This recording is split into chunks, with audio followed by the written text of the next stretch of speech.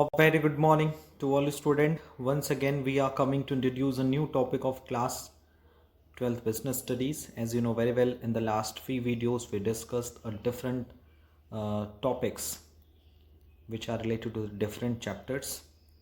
And especially, I want to convey the important things related to today's topic. That is, we are discussing about the case studies from the different chapter. You know very well, if we are talking about the total chapter of our syllabus, so it include the nature and significance of management, principle of management, principle, planning, organizing, staffing, directing, controlling, as well as the business environment are covered under the part A. And in the part B, we are discussing about the financial market, financial management, marketing, which is also known as marketing management, and the consumer protection. So in today's video, let's revise, recall, and discussed all the important case studies related to the all the five function of the management and the three basic theoretical chapters of the part A. The total chapter covered under the part A, that is in 5 plus 3 equals to 8, and in the part B there are 4 chapters, to total 12 chapters are there. So from the 12 chapters, let's we discussed the questions and all the question जो आपसे देखे जाएंगे, जो देख रहे होगे आप लोग, कि वो क्वेश्चन डायरेक्ट नहीं पूछे जाते, कुछ घुमाकर आपसे क्वेश्चन पूछे जाते हैं, but topics and narration which are related to the specific questions, यानी जो भी क्वेश्चंस पूछे जा रहे हैं वो स्पेसिफिक टॉपिक्स से पूछे जा रहे हैं, और टॉपिक्स को डायरेक्टली ना बता के किसी एग्जाम्पल के थ्रू, किसी भी सिचुएशन के थ्रू आपसे पूछा जा रहा है कि ये सिचुएशन है, टेल मी ये किस टॉपिक से रिलेटेड है, ये किस डायरेक्शन के किस एलिमेंट से रिलेटेड है. यही है केस स्टडी, और कुछ नहीं होता ज़्यादातर केस स्टडी में. Okay, so let start the first question of today's video, that is in question number 25. So the question number 25 is an AC manufacturer has starting using a new technology which is costly. एक AC manufacturing company ने एक new technology higher की जो बहुत ही costly है, but does not make use of any harmful gases. लेकिन उस AC में किसी प्रकार के हार्मफुल गैसेस का यूज नहीं किया गया है. So the question is which objective the manufacturing try to achieve. इसमें कौन सा ऑब्जेक्टिव अचीव हो रहा है. Second, identify the value being followed. आपको ये बताना है कौन सी वैल्यू यहाँ पे फॉलो की जा रही है. So according to the question we can see that एक AC मैन्युफैक्चरिंग कंपनी है जो कि न्यू टेक्नोलॉजी यूज़ कर रही है, ठीक है, और जो कॉस्टली है, लेकिन उससे हार्मफुल गैसेस भी यूज़ नहीं हो रहे हैं या सीक्रेट नहीं हो रहे हैं. तो वी कैन से दैट यहाँ पर एक सोशल ऑब्जेक्टिव फुलफिल हो रहा है. So the answer is social objective of the management is being achieve, as well as environment protection. यहाँ पे इन्वायरमेंटल प्रोटेक्शन पे ज़्यादा फोकस किया गया है, as well as the economic factors. So we can say that the right answer is of this question is the social objective with environment protection. Question number 26. An American shoe manufacturing company launched a new range of footwear with imprints of Indian lots. The company had expected that it would impress the Indian living in America. However, the Indian community was in big shock, mixed with anguish and anger. As a result, the company had to withdraw the entire stock from the market and also apologized for this.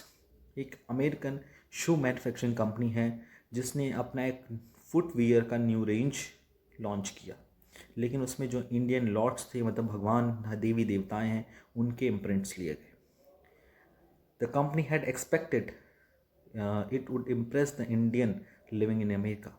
यहाँ इनको ये लगा कि जो America में India के लोग रहते हैं वो इस काम से काफ़ी इम्प्रेस होंगे, बट इंडियन कम्युनिटी काफ़ी शॉक्ड हो गई और उनके अंदर गुस्सा आ गया, जिसके रिज़ल्ट में कंपनी ने डिसाइड किया कि वो सारा का सारा स्टॉक मार्केट से बाहर ले लेगी और उसके लिए अपोलाइज कर रही है। आपको ये बताना है कि इसमें बिजनेस इन्वायरमेंट का कौन सा एस्पेक्ट डिस्क्राइब किया गया, which aspect of the business environment is highlighted in the given case. So the answer is social environment.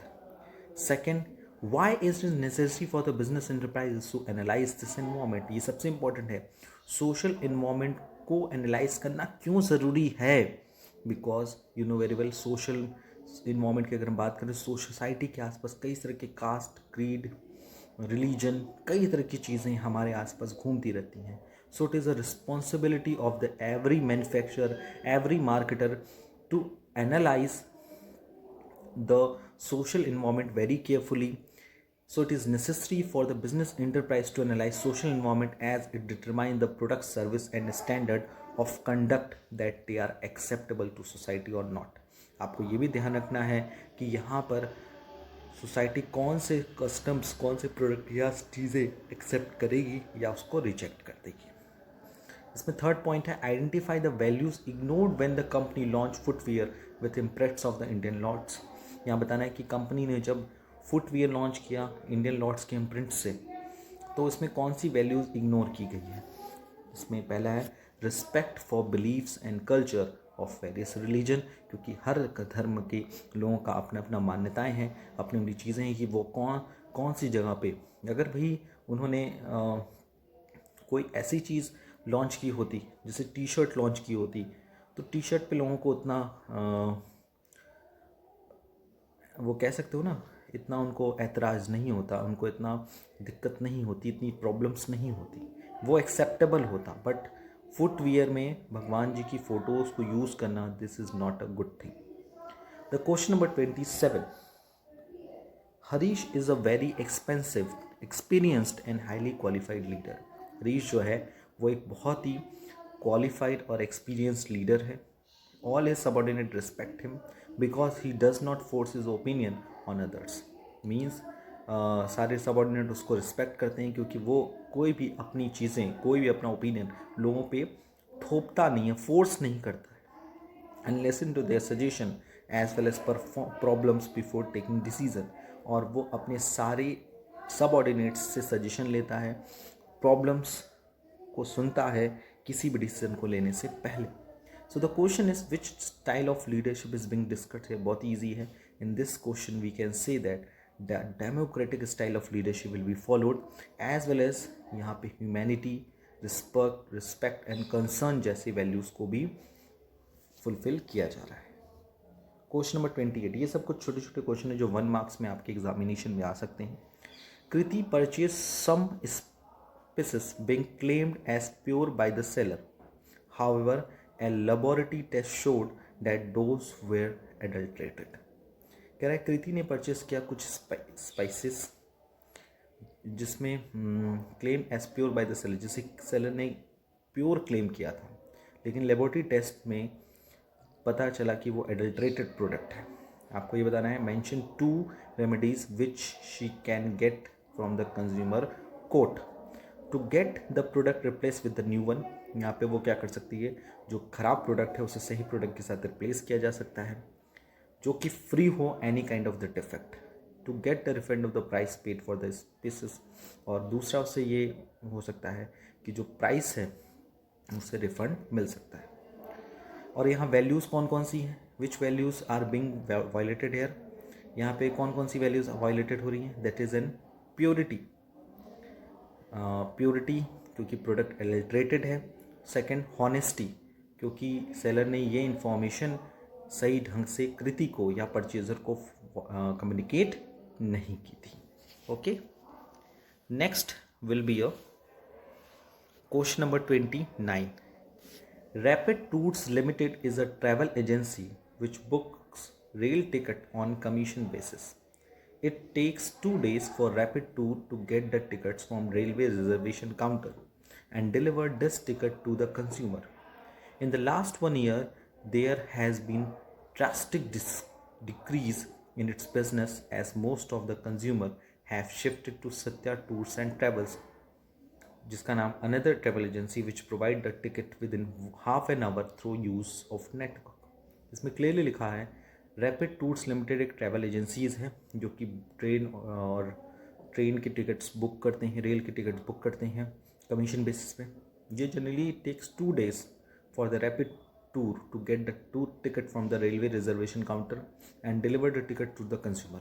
यानी वो जनरली 2 दिन लेता है कि वो अपने कंज्यूमर का जो भी कोई टिकट है रेलवे रिजर्वेशन काउंटर से टिकट कराने में और उसको अपने कंज्यूमर तक डिलीवर करने में वो 2 दिन लेता है, 2 days। बट कुछ in the last 1 year there has been a drastic decrease in the business as most of the consumer, क्योंकि कुछ सालों में ये देखने को मिला है कि most of the consumer have shifted to Satya tours and travels. यानी बहुत सारे कंज्यूमर जो है वो सत्या टूर्स एंड ट्रैवल की तरफ शिफ्ट कर गए हैं, which provide the tickets with in half an hour use of internet. और जबकि आप देख रहे हैं उसने सिर्फ आधे घंटे में ही टिकट बुक करने का काम कर दिया है। जैसे सिंपल सी बात है, अगर आप रेलवे रिजर्वेशन काउंटर से जाकर टिकट कराते हैं तो आपको 1 दिन वहाँ लग जाता है, फिर 1 दिन आपको टिकट डिस्पैच करने में लग जाता है अपने। लेकिन with the help of the internet system, you know very well, Satya tours and travel क्या करता है, घर बैठे ही अपने शॉप से ही वो क्या कर सकता है, ऑनलाइन टिकट बुक कर सकता है और ऑनलाइन ही अपने कंज्यूमर को वो टिकट सेंड कर सकता है, तो जिसमें आधा घंटा ही लगता है, उससे ज़्यादा नहीं लगता। सो यहाँ क्वेश्चन ये बोला है which component of the business environment is being overlooked by the rapid tours limited. यहाँ पे बिजनेस इन्वायरमेंट का कौन सा कॉम्पोनेंट है जो रैपिड टूर्स लिमिटेड ओवरलुक कर रही है, यानी नहीं कर पा रही है, फुलफिल नहीं कर पा रही है। So the right answer is technological environment. So you can see that पहले का ज़माना कुछ और था, लेकिन after some time you can see that technology day by day latest होती जा रही है। टेक्नोलॉजी का नाम ही है चीज़ें चेंज होना। So the second is which characteristics of the management is being violated bye the rapid tours limited. इसमें कौन सा मैनेजमेंट का करेक्टरिस्टिक्स वायलेट हो रहा है। So the management is a dynamic function. You know very well, management एक dynamic function है because it's changeable. ये टाइम टू टाइम क्या होने लगता है, चेंज होता है। सो फर्स्ट का आंसर है which component of business environment, that is a technological environment, and which characteristics of the management, that is a management is a dynamic function. Okay, so next we move to the question number 30. Shyam is a salesman in a water purifier company. Shyam एक salesman है water purifier company में. He made a false claim to customer about the quality of the water purifier. ठीक, in order to make sales, which quality and value is lacking in Shyam? Shyam एक salesman है water purifier company में। उसने गलत claim किया customer को about the quality of the water purifier. ठीक है, in order to make sales which quality of value are taking. Simple सा, honesty is lacking. A good salesman must be honest. एक अच्छा सेल्समैन वही है जो सही हॉनेस्ट होना चाहिए। He should not try to win customer through walls and misleading representation. उसे कभी भी अपने कस्टमर से को सामान नहीं बेचना चाहिए जिसको उसने गलत और मिसलीड करके रिप्रेजेंट किया। जैसे कोई सेल्समैन है जिसने अपने प्रोडक्ट को सेल करने के लिए कोई गलत इन्फॉर्मेशन या मिसलीड इन्फॉर्मेशन प्रेजेंट की हो जिससे कंज्यूमर कंफ्यूज हो गया, सो it is not a good thing. 31 employees have to strictly follow the plans formulated by top level and deviations are considered to be highly undesirable. Which limitation of planning is highlighted in given a statement? Can an employee have to strictly follow the plans? Employees को strictly किसी भी plan को follow करना चाहिए जो top level management ने implement किया है। And deviation are considered to be highly undesirable.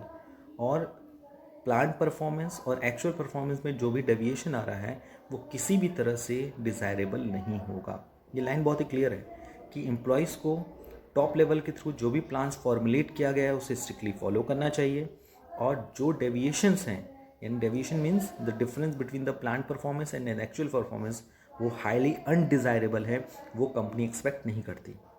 So question is which limitation of planning is highlighted in given statement. इसमें कौन से प्लानिंग की लिमिटेशन हाईलाइटेड है। Also identify the quality of employ restricted by the act of the planning. और इसमें ये बताना है कि इसमें कौन सी क्वालिटी ऑफ एम्प्लॉय है, यानी एम्प्लॉय की कौन सी क्वालिटी जो रिस्ट्रिक्ट हो जाती है इस कारण से। सिंपल सा है कि इसमें प्लानिंग का एक सबसे बड़ी इंपॉर्टेंट लिमिटेशन है, that is planning reduces creativity. You know very well, planning ये हम एडवांस में तैयार कर लेते हैं, what to do, how to do, when to do, by whom to do. So इसमें सबसे इंपॉर्टेंट चीज़ होती है, अगर हमें कोई इनोवेटिव चीज़ कहनी है, कोई नई चीज़ करनी है, तो with the help of the planning हम वही चीज़ करते हैं जो पहले से तय रहती है। तो कहीं ना कहीं प्लानिंग हमारी क्रिएटिविटी को रिड्यूस कर देता है। And under planning employees become more concentrated on strict compliance of plans. And planning के अंदर एम्प्लॉयज़ को ज़्यादा से ज़्यादा अपने प्लान्स को लेकर कॉन्सेंट्रेट रहना पड़ता है। They do not get opportunity to show their skill. और कोई भी एम्प्लॉय अपनी स्किल को, अपनी क्वालिटी को शो नहीं करा पाता। So they do not get opportunity to show their skill and it limiteds to their quality in initiative and creativity. So simple सा आंसर ये है कि कौन से लिमिटेशन ऑफ प्लानिंग यहाँ दिख रही है। इसमें सबसे बड़ी इंपॉर्टेंट लिमिटेशन दिख रही है, this in planning reduces creativity. And second is, क्योंकि under planning employees has become more concentrated on strict compliance of plan. क्योंकि प्लानिंग के अंदर एम्प्लॉयज़ जो प्लान्स के जो रूल्स हैं, जो प्लान्स के फैक्ट्स हैं, उसी तक लिमिट हो जाता है। उसके पास ये ऑप्शन नहीं होता है कि वो अपने स्किल्स और अपनी नॉलेज को, अपनी क्वालिटी को लोगों के सामने प्रस्तुत करे। ठीक है, सो this is a solution of the question number 31. Okay, so question number 32 is Messrs Smart Industries asked its employee to work overtime in order to meet growing demand of its product. However, the employees were not paid overtime wages for extra time worked by them. It made the employees dissatisfied and result in unhealthy relationship between the employees and management. यानी Messrs smart industries ने अपने एक employ से पूछा कि क्या वो over time करना चाहेंगे क्योंकि प्रोडक्ट की डिमांड बढ़ रही है। However, employees were not paid overtime wages for extra time work by them. जबकि ये भी क्लियर कर दिया गया कि एम्प्लॉयज़ को ओवर टाइम करने के लिए पैसा नहीं मिलेगा, वेजेस नहीं मिलेगा extra. It made the employees dissatisfied, जिससे एम्प्लॉयज़ जो है डिससेटिस्फाइड हो गए and resulted in unhealthy relationship between the employee and employees, और जिससे एम्प्लॉयर और एम्प्लॉयज़ के बीच में, यानी मैनेजमेंट एंड एम्प्लॉयज़ के बीच में एक जो रिलेशनशिप है वो थोड़ा सा अनहेल्दी हो गया। यहाँ क्वेश्चन में क्लियरली पूछा गया है, identify the Fayol principle not observed by small industries. And number second, mention 2 other probable adverse consequences for not paying overtime wages to the employees. So you can see that अगर हम किसी employ से over time करा रहे हैं, so it is a responsibility of the management कि आप उस वर्कर्स को, उस एम्प्लॉयज़ ग्रुप को आप एक्स्ट्रा पेमेंट करो, remuneration दो, which is covered under the fuel principle, that is in remuneration of employees.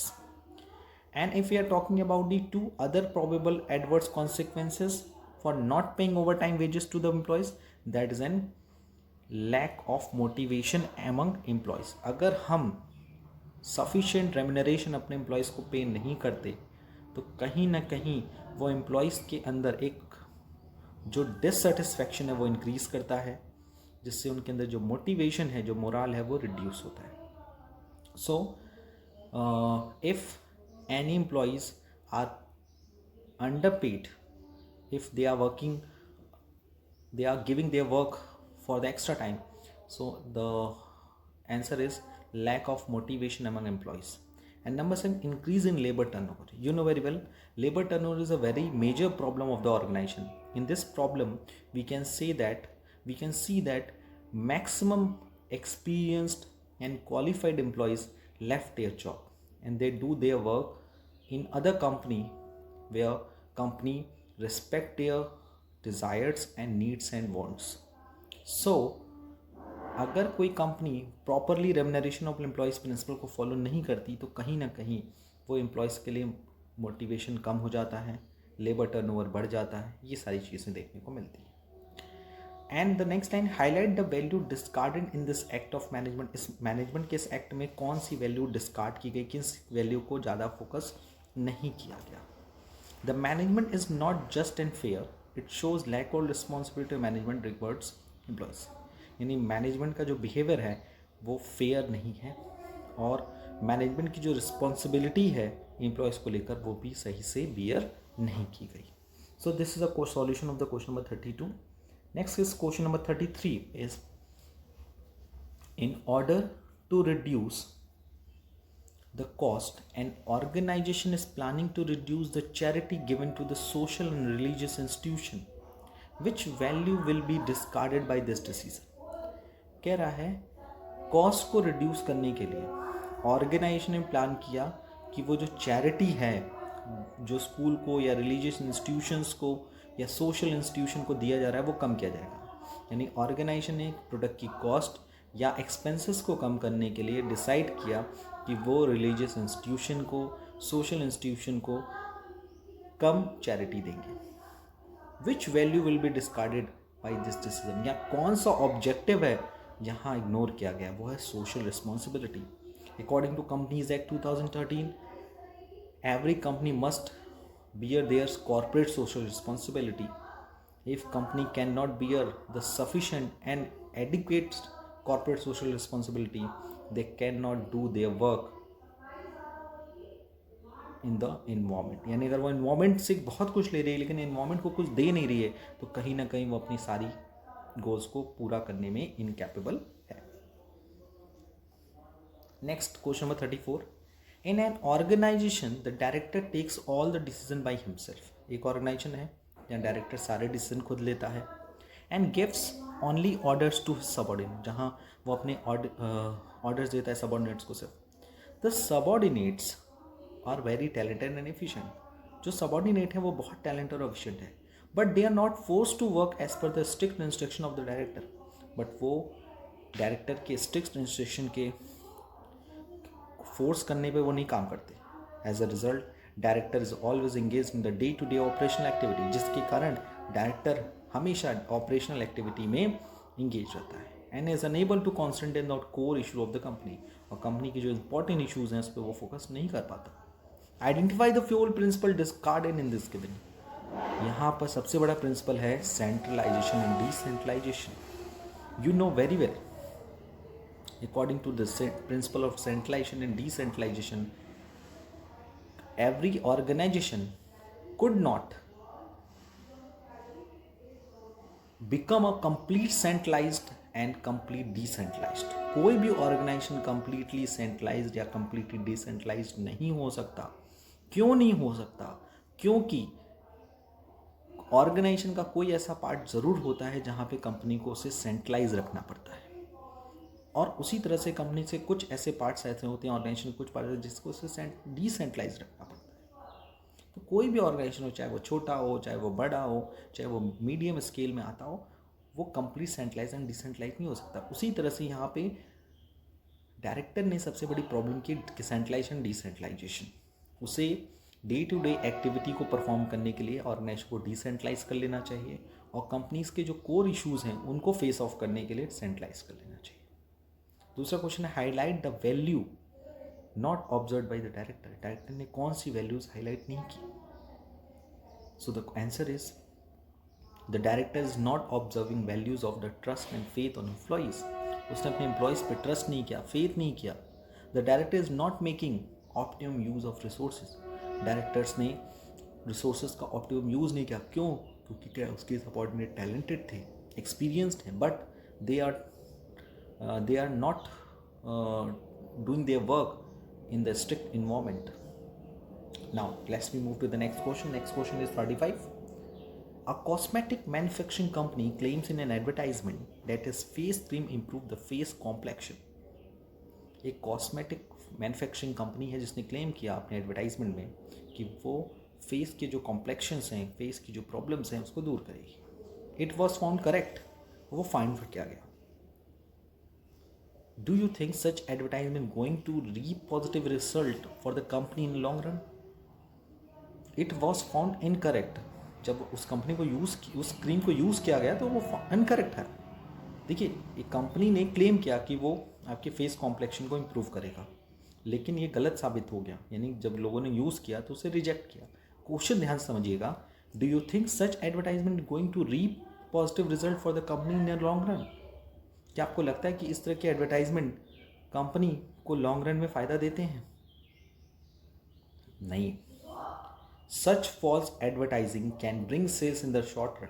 इस तरह की जो गलत एडवर्टाइजमेंट पॉलिसीज़ हैं ये सिर्फ शॉर्ट रन में ही आपको अच्छी सेल्स करा सकती हैं, बट लॉन्ग रन में अगर आपका प्रोडक्ट अच्छा नहीं होगा तो कभी भी कंपनी अपने प्रोडक्ट को सेल नहीं करा सकती। More over it is a very important कि अगर कोई भी प्रोडक्ट अच्छा नहीं है तो उसका ये भी इफेक्ट पड़ेगा कि उस कंपनी का पब्लिक इमेज बेकार हो जाएगा। Public image is a very important. आप कोई प्रोडक्ट गलत बता के, मिस रिप्रेजेंटेशन करके, गलत प्रोडक्ट बनाकर आप मार्केट में रिप्रेजेंट कर सकते हैं, लोगों को बता सकते हैं, लेकिन अगर आपने कोई गलत इन्फॉर्मेशन देकर अपने प्रोडक्ट को बेचने के चक्कर में, मार्केट में पब्लिसिटी के चक्कर में अगर आपने गलत चीज़ें बता के मार्केट को, प्रोडक्ट को बेचने की कोशिश की, तो वो इनिशियली शॉर्ट टाइम पीरियड वो प्रोडक्ट आपका बिकेगा मार्केट में, लेकिन लॉन्ग रन में नहीं बिकेगा। और इसमें ये भी क्लियरली पूछा गया है, इसमें लिखा हुआ है it will adversely affect the public image and sales of the company. ये कंपनी के लिए एडवर्स इफेक्ट का काम करेगी, कंपनी का पब्लिक इमेज और सेल्स फ्यूचर में घट जाएगी। Moreover the company can also be sued for the misleading advertisement. और ये भी हो सकता है कि कंपनी को उसके लिए कंपनी के ऊपर क्लेम भी किया जा सकता है, कंपनी के ऊपर सू भी किया जा सकता है क्योंकि उसने गलत एडवर्टाइजमेंट प्रेजेंट किया है। The company is not being honest. Simple सी बात है, कौन सी वैल्यू डिस्कार्डेड है? क्योंकि कंपनी हॉनेस्ट नहीं है, क्योंकि it is confusing the consumers by misleading advertisement. Company is also ignoring social welfare. Now we are moving to the question number 36. A production manager pays wages which are less the minimum wages prescribed by the government. Moreover, he gets the signature of the employees on the amount of the minimum wages. Production manager अपना workers को wages पे करता है जो कि minimum wages से कम है। Government ने जो मिनिमम वेजेस डिसाइड किया उससे कम। Moreover, he gets the signature of the employees on the amount of the minimum wages. और इसके अलावा यहाँ तक की बात नहीं है, वो अपने एम्प्लॉय से जब साइन कराता है ना, तो वो एक मिनिमम वेजेस के अमाउंट के सामने ही साइन कराता है। Which principle is being violated? Remuneration of employee. क्योंकि according to the remuneration of employees हमें अपने एम्प्लॉयज़ को मिनिमम वेजेस एक्ट के अकॉर्डिंग मिनिमम वेजेस प्रोवाइड करना चाहिए।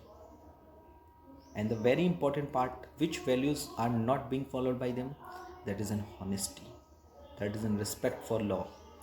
क्योंकि respect for law as is disappointing by the law by not giving the minimum wages.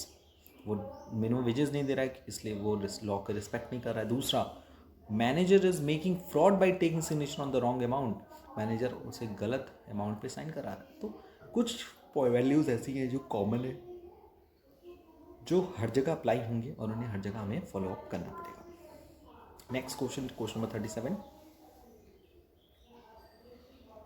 XYZ Power Limited set up a factory for manufacturing solar lanterns in a remote village as there was no reliable supply of electricity in rural areas. The revenues earned by the company was sufficient to cover the cost and the risk. The demand of the lanterns was increasing day by day, so the company decided to increase production to generate higher sales. For this, they decided to employ people from the nearby villages as very few job opportunities were available in that area. The company also decided to open schools and creches for the children of its employees. Simple सी बात है कि XYZ company ने manufacturing start किया solar latrines in the remote village as there was no reliable supply of electricity in rural area. Lanterns and revenue जो earned होगी, हाँ, revenue earned by the company was sufficient to cover the cost and risk. जो sufficient है उसका cost और risk bear करेंगे। And उसकी demand day by day बढ़ गई और उसका प्रोडक्शन बढ़ा गया, सेल्स बढ़ी। फिर कंपनी ने डिसाइड किया कि वो ज़्यादा से ज़्यादा लोगों को इस प्रोडक्ट के थ्रू लोगों को जोड़ेगी ताकि लोग ज़्यादा से ज़्यादा प्रोडक्ट को खरीदें। इसमें सिंपल सा पूछा गया, identify and explain the objective of management discuss above.